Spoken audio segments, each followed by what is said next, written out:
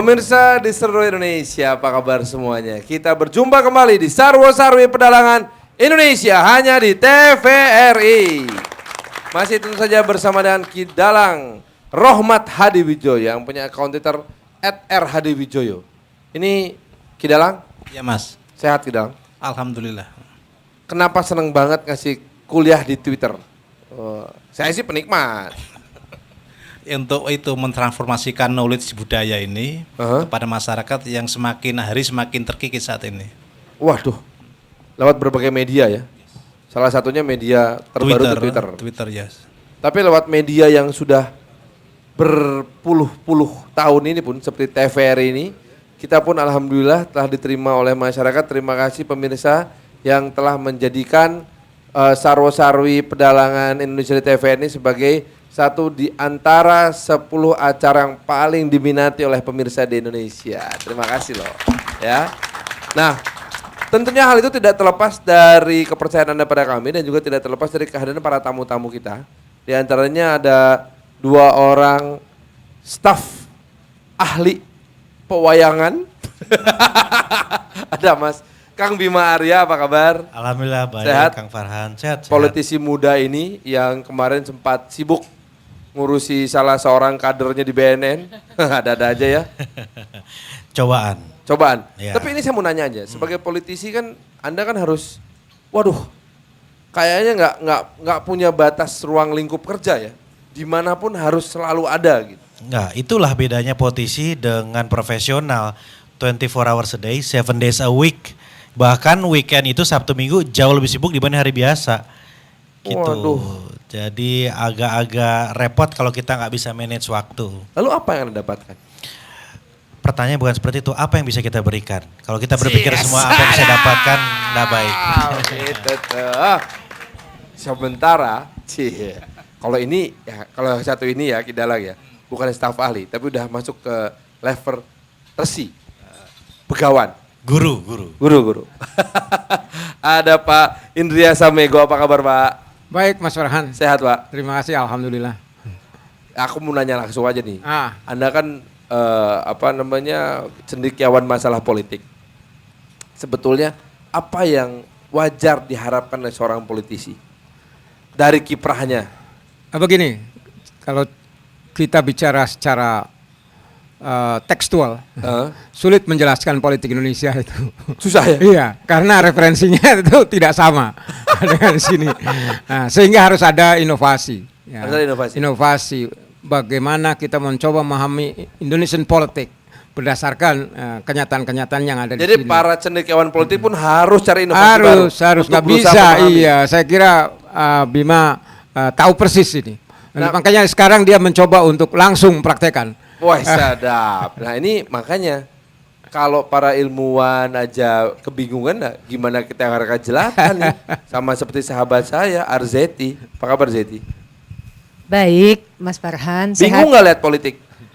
Senang sih ya, karena buat kita masyarakat awam banyak berharap gitu ya dengan adanya perubahan-perubahan. Kalau kemarin minggu lalu Mas Farhan cerita bahwa Tyra Banks sering ke rumahnya Kidalang. Kalau misalnya ke sana lagi saya mau dong. Ingat gak sih kemarin ceritanya katanya ya? Yang cemburu bukan istrinya, tapi justru Farhannya ya kan? Benar itu benar sekali. Tapi Kidalang kalau bicara soal manuver para politisi dengan berbagai macam latar belakang tentunya ya, dan metode dan cara dan strategi gitu. 24/7 seperti kata Mas Kang Bima ini. Di cerita pewayangan intrik-intrik politik pun bukan hal yang aneh ya. Hal yang biasa itu Mas. Hal yang biasa. Bahkan Baratayuda pun rupanya itu merupakan sebuah perang politik toh. Yes. Nah, ada nggak sebuah kisah dari Baratayuda yang menunjukkan bahwa peperangan tersebut ditentukan oleh sebuah intriking atau intrik politik? Ya, kebetulan itu sudah Kidalang tulis di Bisnis Indonesia edisi 3 Februari, berarti baru kemarin ya. Baru kemarin. Jadi judulnya Resi Krepa Hengkang. Nah, apa yang terjadi nih? Resi Krepa Hengkang itu terinspirasi dari ceritanya hengkangnya politisi di Nasional Demokrat ya kan gitu kan. Oh, di Nasdem. Ya Nasdem. Pak Haritanu Sudibyo. Yes. sebetulnya masyarakat itu awam kan berharap banyak dengan adanya partai Nasdem. politik baru, itu ada wacana baru, ada pencerahan baru. Ternyata begitu sudah dapat nomor 1, pecah, waduh sami mawon kan begitu kan istilahnya. Lalu inspirasi itu dapat dari kisah pewayangan apakah? Apa hubungannya antara Resi Krepa ini dengan perpecahan tersebut? Coba kita simak bersama dalam kisah pewayangan akan langsung disampaikan oleh Ki Dalang Rohmat Hadi Wijoyo. Selamat menyaksikan.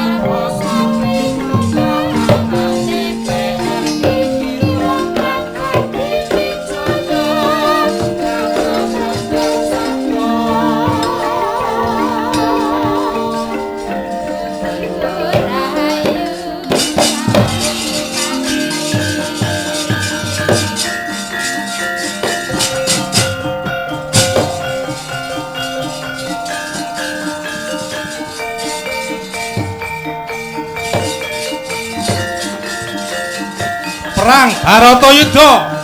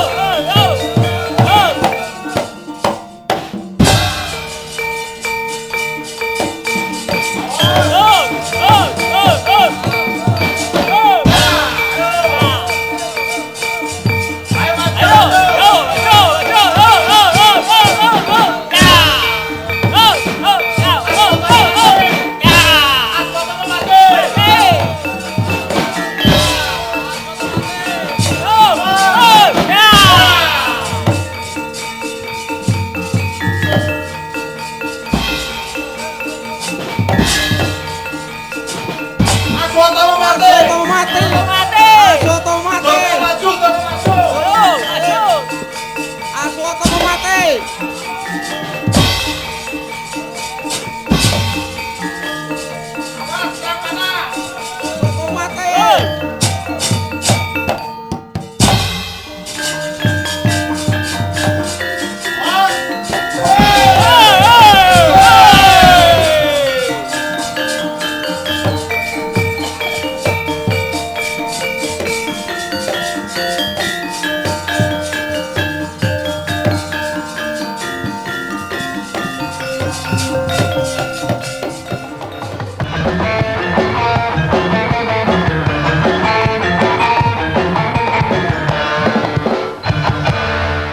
Aktivitas kami berbeda-beda, tapi satu yang sama, madu rasa.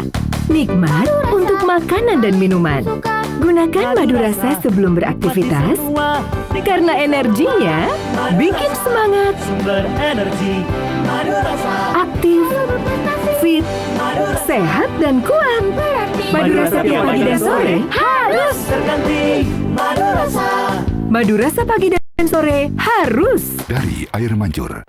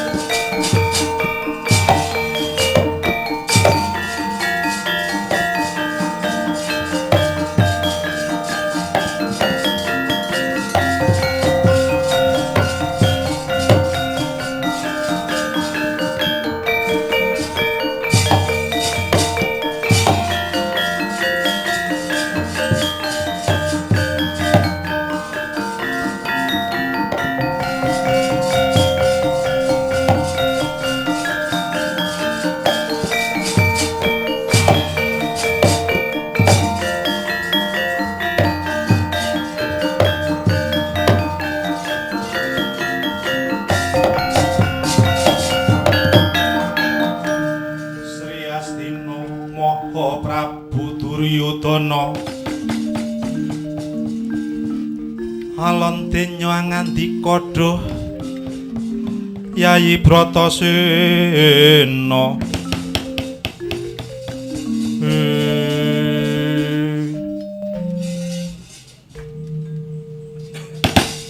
jagat Dewa Bathara ramene prang Baratayuda kaya belah-belahna bumi perang donya kang kaping 4 kang sinebut perang Baratayuda Gagirisi aja meneh lama ing dewa ora dintrim nyawang pecahing perang Baratayuda nanging Gineya kang dadi tetunggulaning Senapati kok namung sedakep wonten pundak kaya wong duwe penjalukan kang durung tinurutan. Nggih, Anak Prabu nggih. Perang Baratayuda dilanjutake punapa mboten nggih? Kagyatri sang kapirangmu rinangkul kinempit kempedo sang retnaning bawana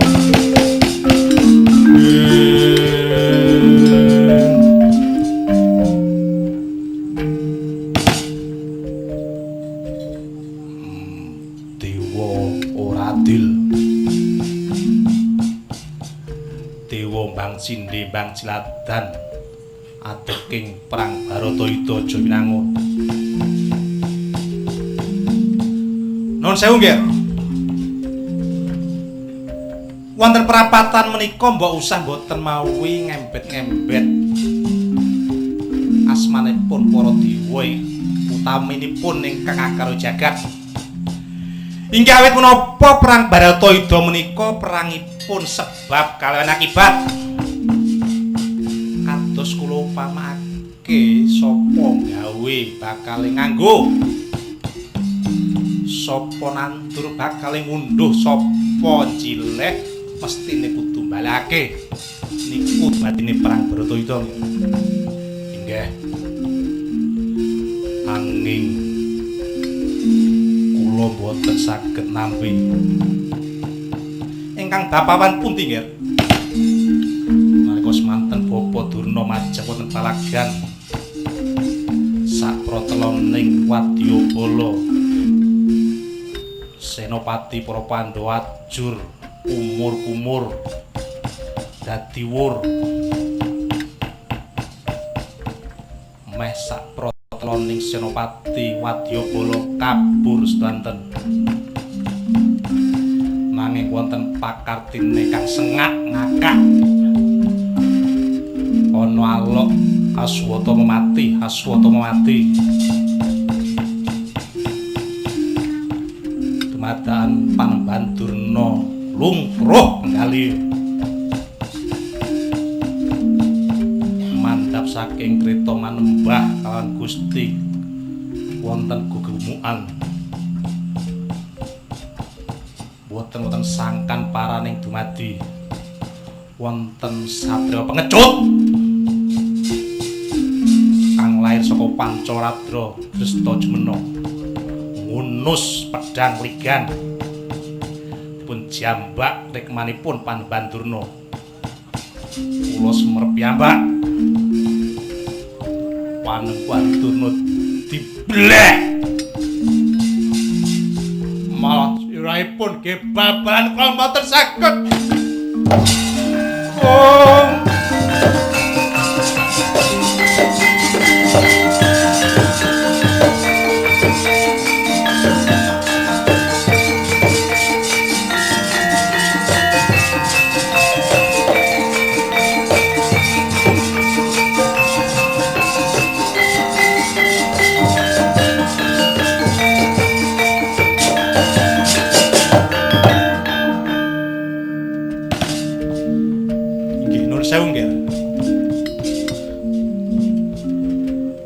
Sejatosipun perang menika nggenipun daru peksi.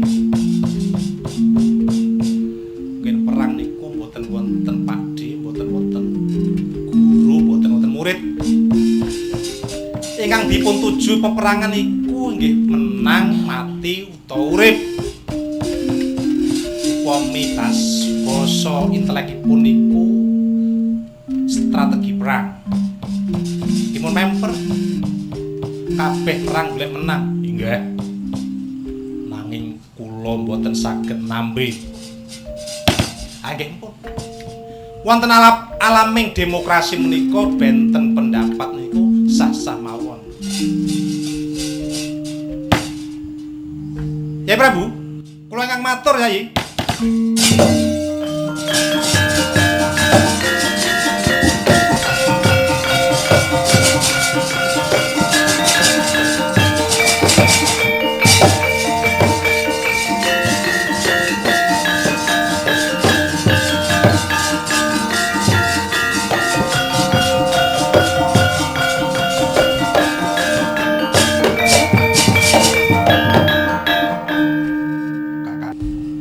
Inggih.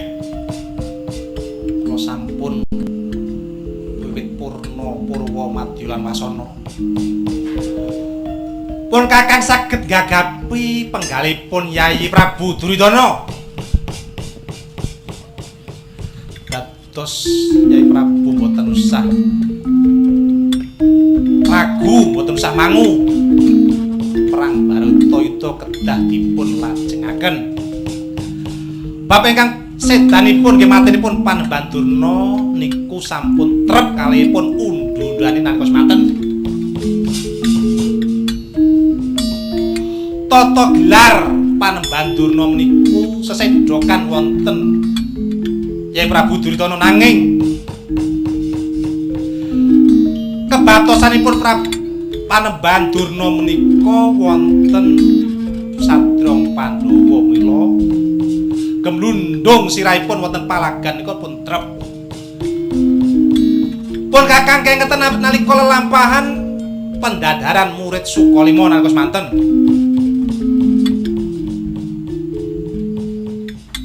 Kados pundi anggenipun ngajar ilmu Bang Cinde Bang Sladan sing ngamplopi mesti dikai PR sing akeh.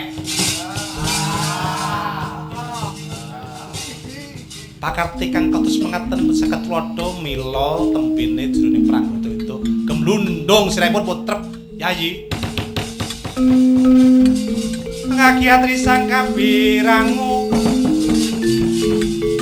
tinangkul kinempit-kempit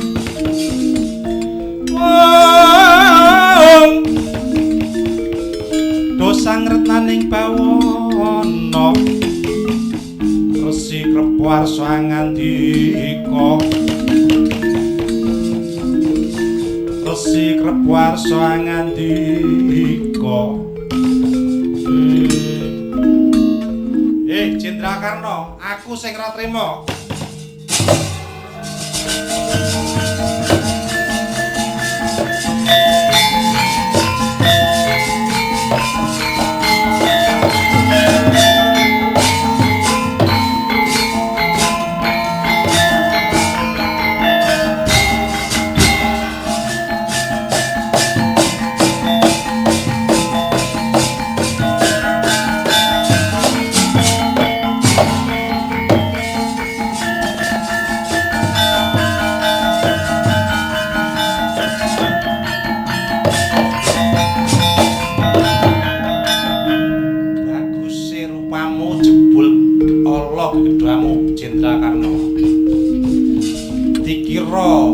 Resi Krepos sulap nyawang bintang telu kang tak panggul no pundakmu parep. Yo, kowe ngundhamana yen to matine Kakang Durna kuwi Bang Cinde Bang Sladan ning ngrungokno gobokmu parep. Nadyan wis natake jiwa raga kang kaya ngono jen tetep tak paido. Ayo. Tak delok Karna sesuk maju Senopati. Tak sepatane bakal ndasmu gemblundung dari pamadyaning Pandhawa.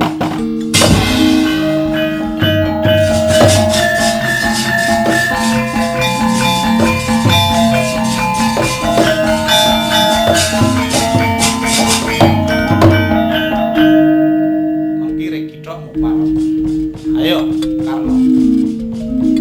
Dudu ana pasanggrahan kene nggonmu. Ayo tak adu debat.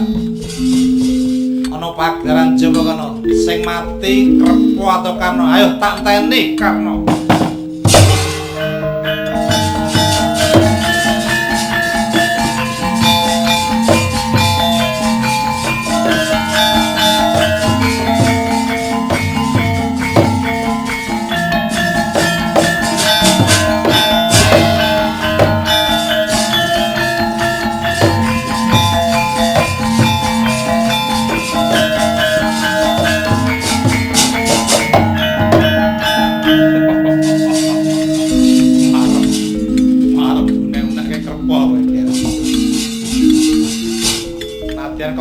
Wan nyumbari ana wonge.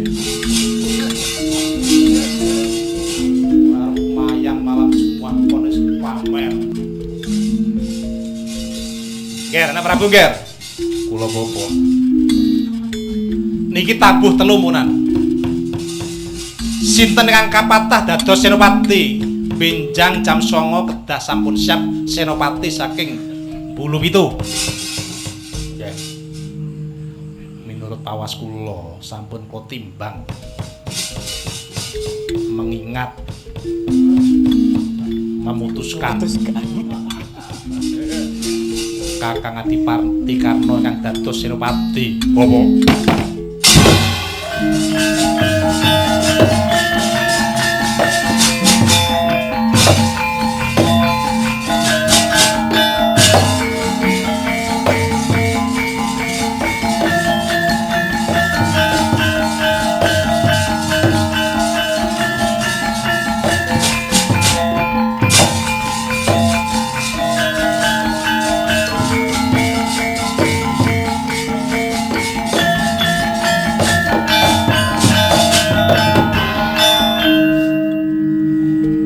ngaturaken panuwun kang tanpa pami. Yai Prabu. Benjang-enjang kula badhe nitih kreta Jati Sasra. Jati Sasra nggih Jati Sura piandeling ngawangga. Nggih. Nanging kuciwane Yai kadangipun Kakang Yai Permadi dipun kusiri Koko Prabu Kresna. Kula boten kagungan kusir Yai. Ampun sik, Ger. Aja kuwatir. Karna kula Rama pun bapa kang nyago ngusiri kowe, Ger.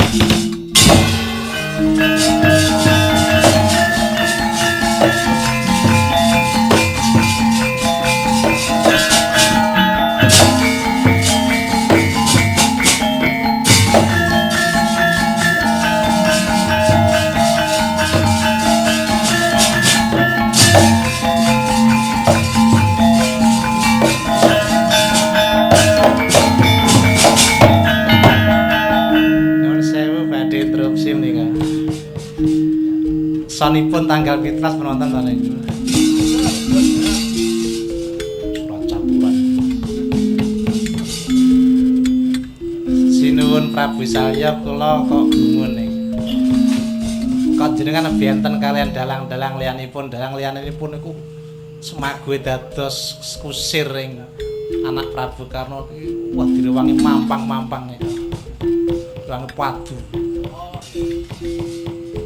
Tanganku kumplawen ning asta ora nyigar mrapat tak dundang tak dung.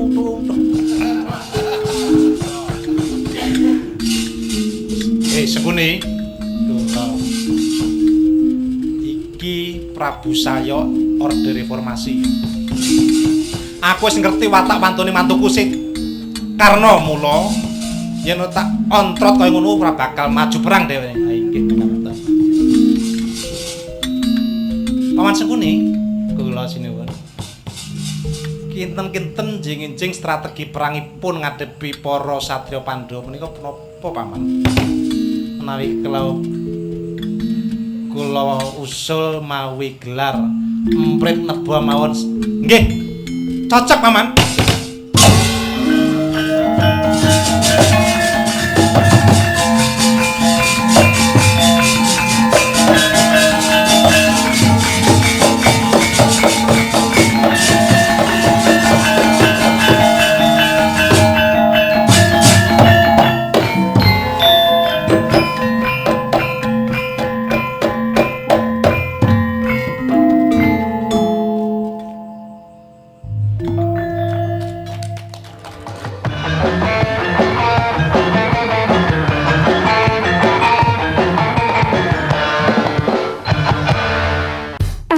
Kami berbeda-beda, tapi satu yang sama. Madu Rasa. Nikmat untuk makanan dan minuman. Gunakan madu rasa sebelum beraktivitas karena energinya bikin semangat, aktif, fit, sehat dan kuat. Madu rasa pagi dan sore harus terganti. Madu rasa. Madu rasa pagi dan sore harus Dari Air Mancur.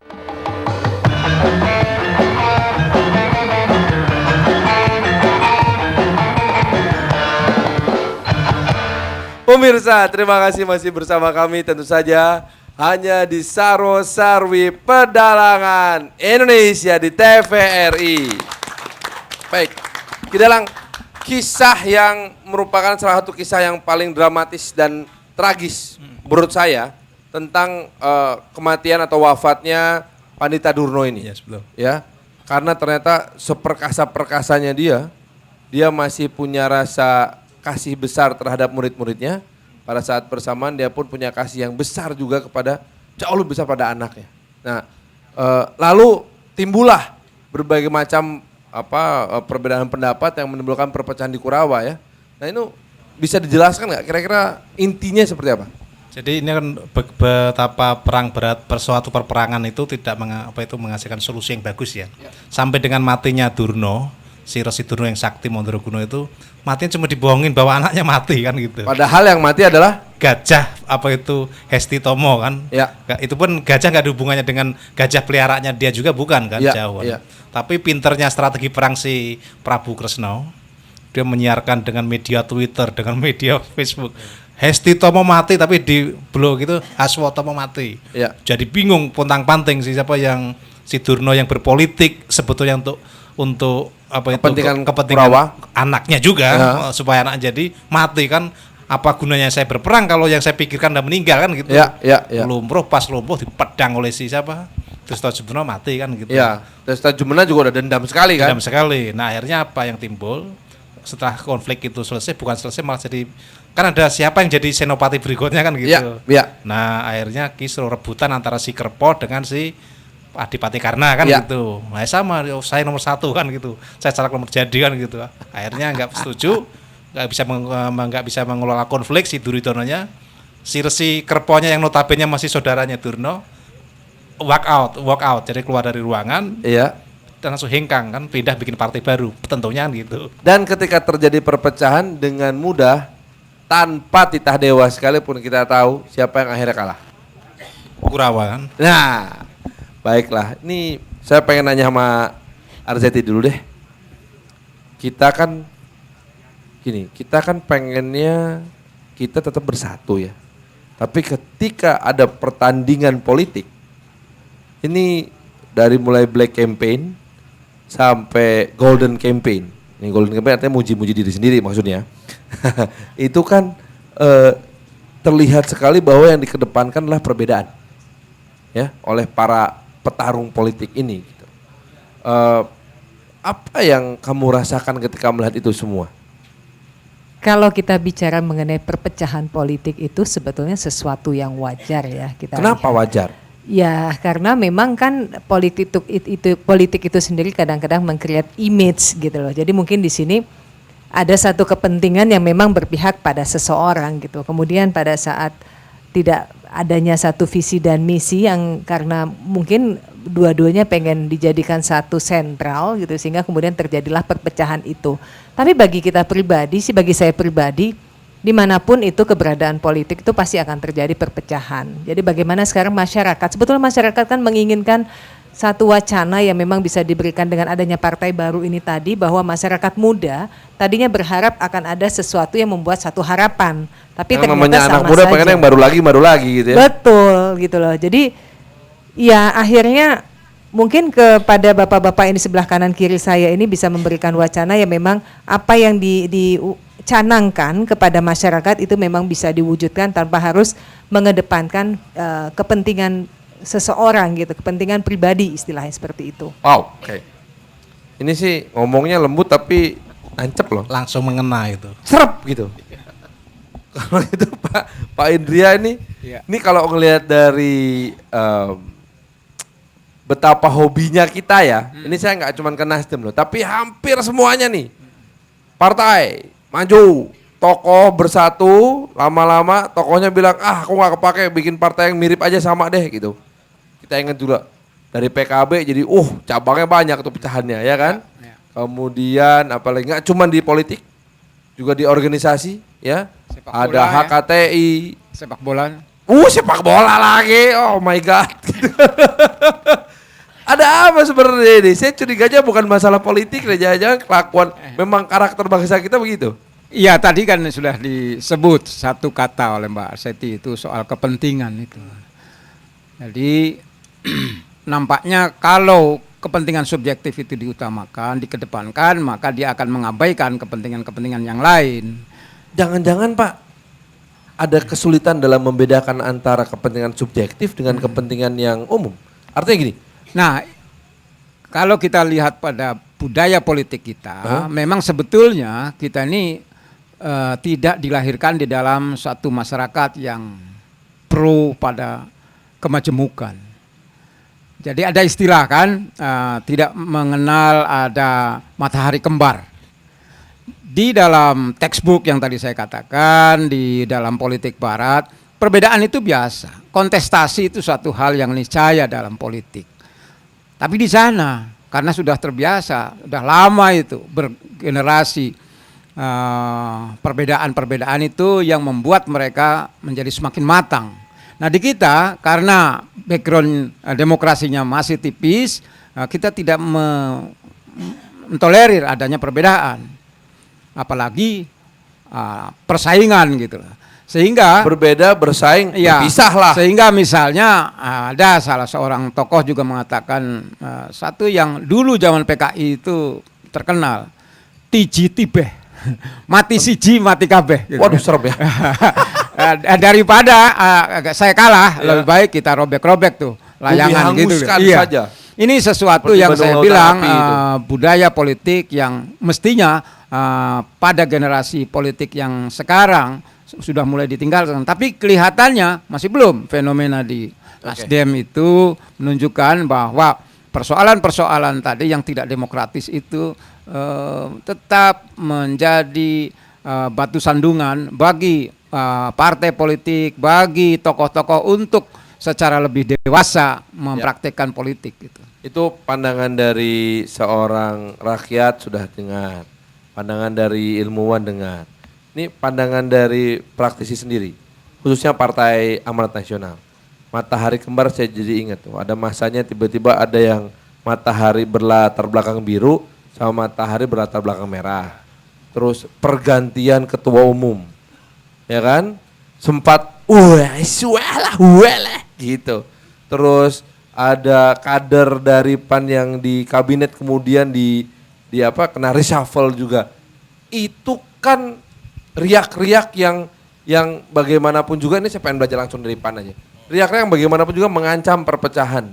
Apa sebetulnya yang tetap merekatkan? Tadi keywordsnya, kata kuncinya udah disampaikan oleh Mbak Zeti. Wajar, normal, biasa. Konflik berbeda. Jadi betul sekali. Jadi udah pantas jadi anggota DPR dari fraksi PAN sebetulnya. Udah benar itu tadi. Ini lamaran nih, jangan-jangan Lamaran ceritanya ini. Lamaran nih Ki. Jadi Kang Farhan, semua partai politik, terutama partai politik yang masih bayi, yang masih baru, itu mengalami apa yang disebut dengan faksionalisme. Faksi-faksi, kubu-kubu, geng, kelompok begitu ya. Tetapi kemudian tingkat kematangan lah yang membedakan bagaimana cara menyelesaikan. Di Golkar ada, dari dulu juga ada gitu. Kemudian apalagi partai-partai baru seperti PKB, PAN, PDP dan lain sebagainya. PAN ketika awal pendiriannya itu juga nyaris terbelah dua ketika ada beberapa kelompok mundur begitu. Mengatasi faksionalisme atau perpecahan ini membutuhkan dua hal. Apa itu? Bisa jadi dua-duanya atau salah satu dari dua-duanya.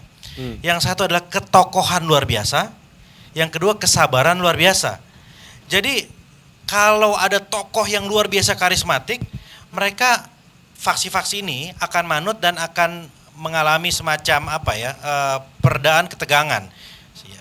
Di PD Perjuangan ada Ibu Mega misalnya, di Demokrat ada Pak SBY. Nah orang-orang tokoh sentral inilah yang kemudian meredam itu. Di PAN ada siapa? Ada Pak Amin Rais waktu itu. Sekarang? Sekarang masih ada juga Pak Amin, tapi kan agak lengser ke Prabowo sedikit Pak Amin gitu. Nah yang kedua adalah kalau tidak ada tokoh luar biasa, dibutuhkan kesabaran luar biasa. Sabar apa? Bangun sistem, buat aturan, membangun kultur, sehingga lama-lama nggak perlu tokoh luar biasa, sistem itu sudah berjalan. Nah cilaka adalah udah nggak ada tokoh dan kemudian udah nggak ada kesabaran juga. Ini persoalan serius menurut saya.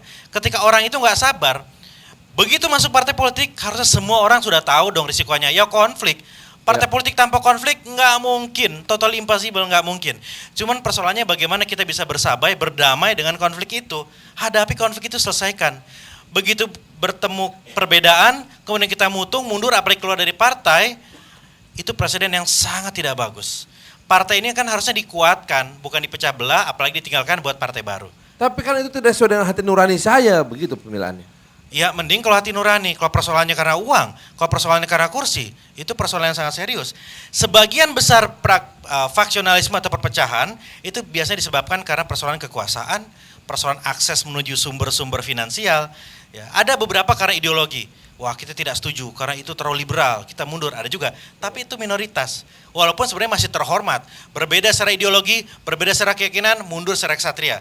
Yang menurut saya paling hina dalam tanda kutip ya, mundur bertarung ya karena persoalan uang, karena persoalan kursi. Nah inilah yang sekarang harusnya menjadi catatan kita semua. Kita harus cukup sabar untuk membangun sistem itu. Arzeti, kalau yang kamu rasakan ya, atau mungkin Anda lihat sendiri, atau kamu tahu beberapa data yang mungkin saya nggak tahu, kelihatannya nih perpecahan ini karena apa ya di partai ini? Partai mana nih? Partai manapun kan nggak cuma satu yang pecah-pecah. Tajam sekali, jadi harus jelas, hati-hati. Ini calon anggota DPR. Rekrut mulu nih. Terus sepertinya kalau kita lihat yang sekarang sedang terjadi, satu partai itu dikarenakan kan awalnya bahwa tidak ada satu sentral pun yang akan ditokohkan. Kita berdiri di belakang sama-sama, tapi ternyata dengan berjalannya dan kemudian memberikan satu kontribusi yang besar untuk kemajuan partai tersebut, ternyata satu individu ini pengen bahwa dialah tokohnya, sehingga kemudian yang satunya gitu ya tidak merasakan bahwa loh dulu awal kita berbicara mengenai ini kan tidak ada satupun yang harus kita majukan, semua harus ada di belakang layar dan semua siapapun yang ada di daerah di seluruh Indonesia ini bisa menjadi ikon dari partai kita tersebut gitu loh. Sehingga kemudian karena itulah terjadilah perpecahan. Artinya bahwa di sini ada, ya itu kembali lagi ya Pak ya, kepentingan diri sendiri ya Pak ya. Atau mungkin seperti kata Kang Arya tadi adalah ketokohan yang tidak cukup mumpuni. Ya kan? Kalau emang cukup mumpuni, harusnya semua manut. Harusnya. Tapi apakah memang betul itu? Nanti kita bahas setelah jeda berikut ini. Tetaplah bersama Sarwo Sarwi Pedalangan Indonesia. Jangan kemana-mana.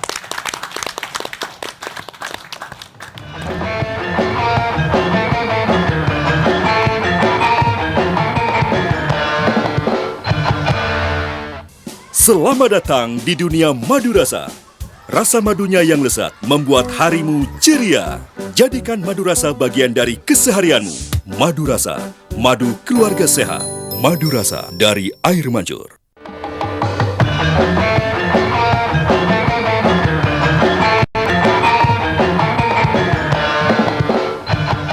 Nah pemirsa, terima kasih masih bersama kami tentu saja di Sarwo Sarwi Pedalangan Indonesia. Bicara soal ketokohan dalam sebuah organisasi atau sebuah rumah, tentu memang tidak bisa lepas dari bagaimana persepsi orang di sekeliling terhadap ketokohan itu sendiri. Saya ingin Ki Dalang mungkin bisa memberikan pandangan. Saya ingat tahun 2004 ketika Pak Yusuf Kala mundur dari konvensi pemilihan presiden Partai Golkar, lalu bergabung menjadi calon wakil presiden bersama dengan Pak SBY, tidak lama kemudian beliau jadi ketua umum Partai Golkar. Artinya ada ketokohan yang dikaitkan dengan pencapaian atau keberhasilan. Kalau pandangan Ki Dalang gimana? Ya karena tujuan kalau boleh menyambung apa kata Mas Bima Arya tadi, selain kesabaran dan apa tadi ketokohan tadi, itu kan diperlukan untuk mencapai sesuatu dalam berpolitik kan begitu. Jadi tujuan utama dari politik itu untuk apa? Untuk sebenarnya untuk mensejahterakan masyarakat untuk the end-nya, yaitu dengan bisa mengelola common sense-nya itu tadi, yaitu ideologi maupun ketokohan tadi, kalau ideologi ketokohan tadi. Nah sayangnya saat ini itu yang terjadi apa? Melihat sebuah perbedaan itu tabu. Nah jadi melihat perbedaan itu adalah konflik, tabu. Padahal kembali ke Mas Bima tadi, yang namanya konflik harus dihadapi, harus dikelola. Karena output daripada sebuah konflik itu adalah suatu trigger untuk kemajuan sebuah proses di dalam, baik dalam manajemen, bukannya politik ya, manajemen sendiri. Saya ngelola beberapa perusahaan gitu, tapi kalau sudah ada konflik, saya bukan menerima satu, tapi tak kelola dulu dari informasi saya saring dengan ketokohan sebagai CEO, tak putuskan tas. Nah, tapi jangan memperhatikan beberapa masukan tadi. Itulah hebatnya kalau bisa mengelola konflik. Ya.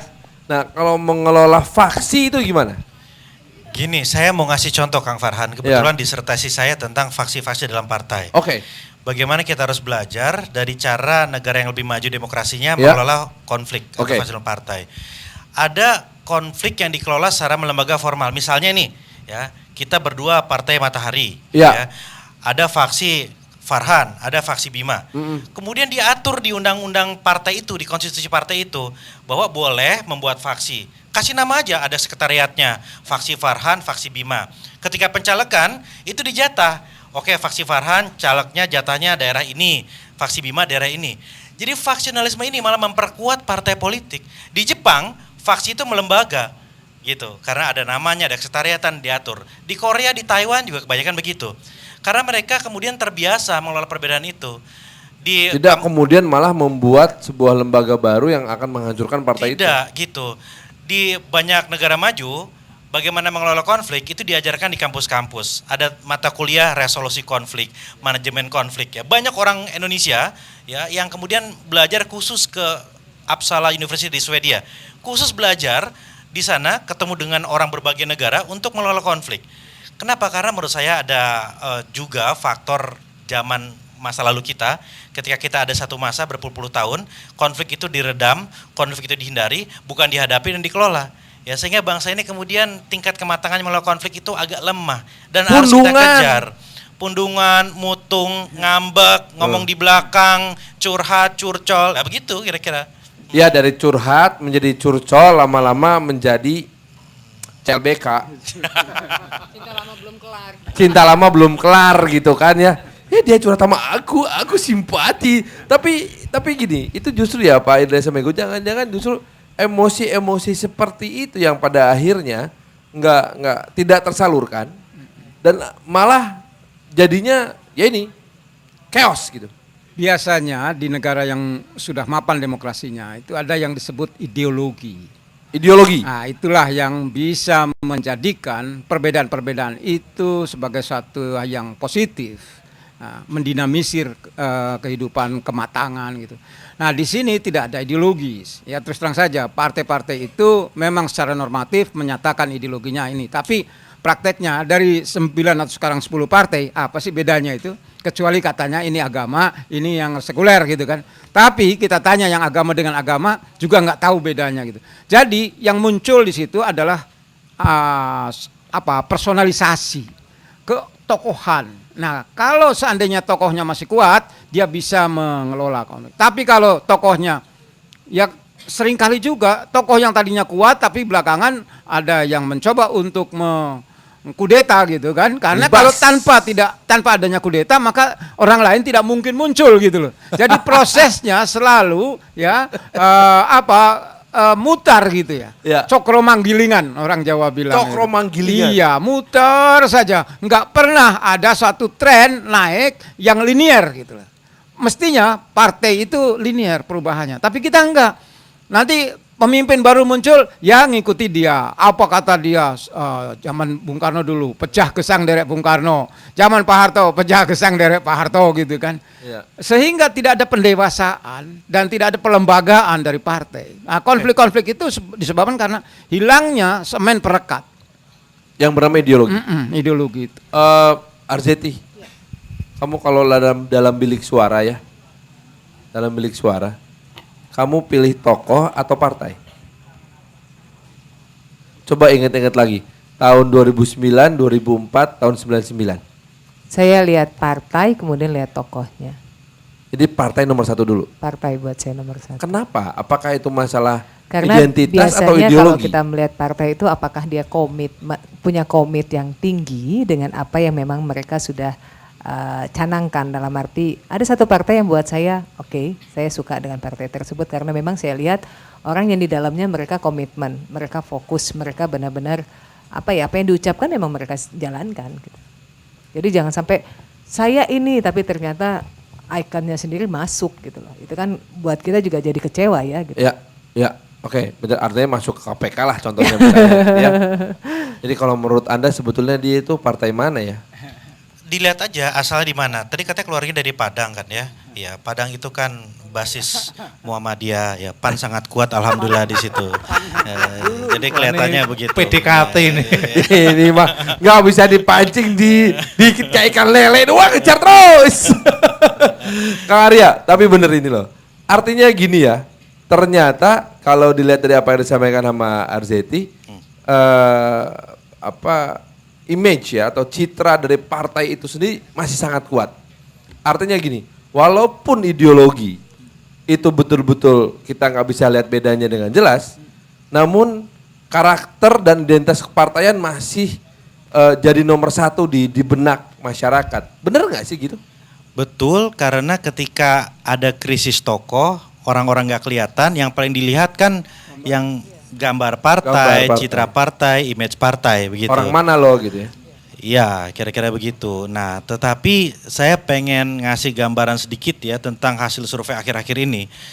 Agak menyedihkan ketika orang ditanya, apakah Anda dekat dengan salah satu partai, merasa dekat dengan salah satu partai, 85% rakyat Indonesia bilang enggak, kita enggak dekat. Wow. Angka itu di Amerika berbanding terbalik. Ketika ditanya apakah Anda dekat dengan partai politik, yes, I'm Demokrat, yes, I'm Republican. 85%.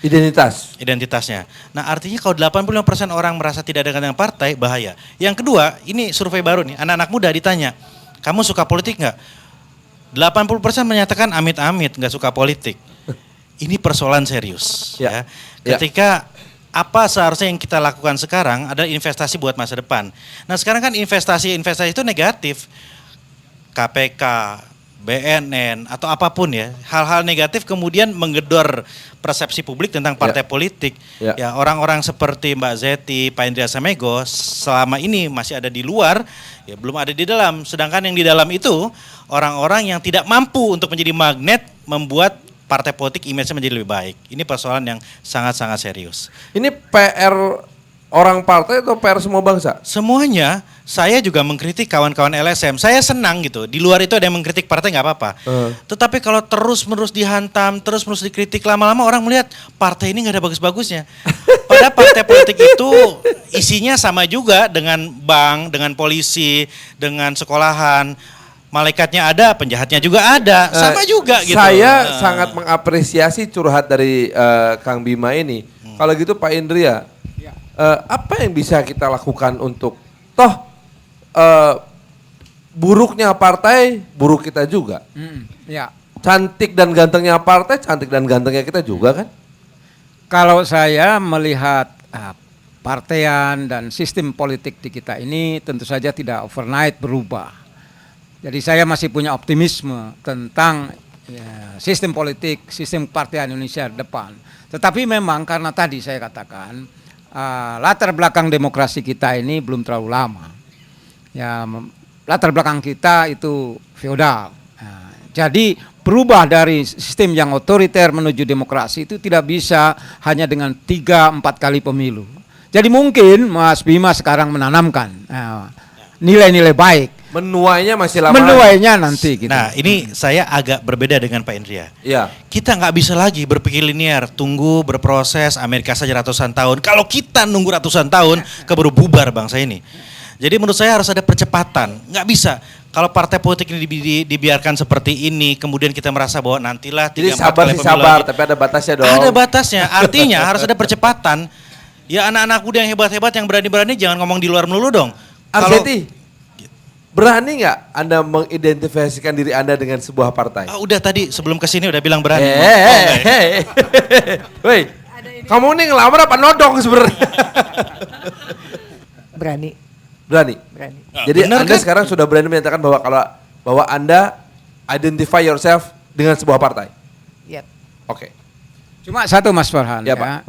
Saya masih punya reservasi terhadap pemikiran yang terlalu optimistik itu, melihat perubahan yang begitu cepat. Karena kenyataannya apa yang disebut budaya politik yang oligarki, partai itu hanya milik dari mereka yang kuat. Iya. Sementara anggota partai yang lain tidak. Moga-moga di PAN ini merupakan contoh yang lain ya. Tetapi saya masih punya keyakinan bahwa oligarki ada di mana-mana, dan bagaimana orang yang betapapun pinternya itu tidak penting. Yang penting adalah siapa. Jadi penyanyi lebih penting daripada lagu. Itu sampai sekarang masih di situ. Jadi saya realistis saja. Ya. Memang tidak harus selama Amerika, selama Inggris gitu kan, ratusan tahun, tidak. Tetapi paling tidak kalau kita hanya baru 3-4 kali pemilu sudah ingin mengalami perubahan. Orangnya itu juga, dia juga belajar dari masa lalu gitu kan. Ya. Jadi kalau kemarin Soalnya Profesor jadi India Samego nggak mau masuk partai. Saya sih tadinya mau nanya gitu Pak Indria, mau nggak mengidentifikasikan diri Bapak dengan partai seperti pertanyaan saya Arzeni tadi? Nantilah kita jawab waktunya kapan-kapan ya. Kidalang ya, waktunya habis juga kan. Kidalang, terima kasih untuk kisah wayangnya. Tos Jarak jauh. Terima kasih untuk para tamu-tamu dan sahabat kita semua di sini. Baiklah pemirsa, sebuah ketokohan, sebuah organisasi yang bernama partai politik dan politisi ini, seburuk-buruknya wajah mereka adalah wajah bangsa kita. Kita juga yang mesti perbaikin. Yuk kita perbaikin sama-sama. Sampai ketemu lagi di episode mendatang dari Sarwo Sarwi Pedalangan Indonesia.